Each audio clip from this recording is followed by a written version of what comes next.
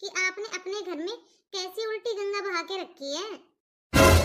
मैं तो जब भी छत के ऊपर आके देखती हूँ ना, तब मुझे तो अंजलि बेटी ही काम करती हुई नजर आती है।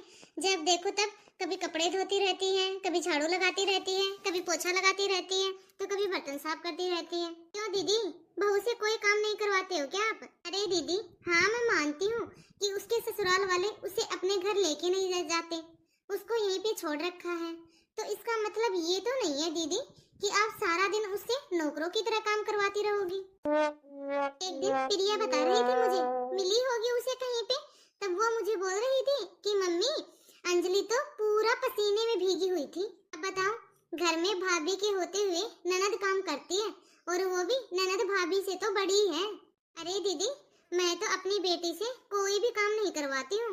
एक पानी का गिलास तक तो क्या, गिलास इधर से उधर नहीं रखवाती हूँ। कोई काम नहीं करते देती मैं तो अपनी बेटी को। वैसे दीदी, आपकी बहू बीमार है क्या?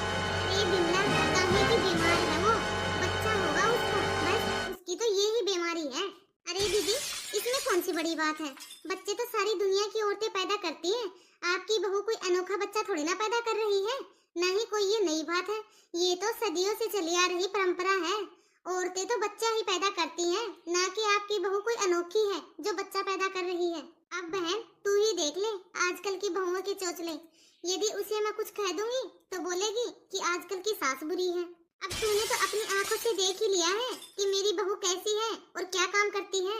अरे दीदी, बच्चे तो आपने भी पैदा किए हैं, मैंने भी पैदा किया है। हम तो कितना काम करती थी, हमें क्या एक मिनट की आराम था?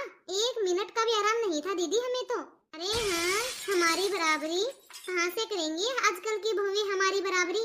हम तो कितना काम करती थी, और खाने के लिए क्या मिलता था?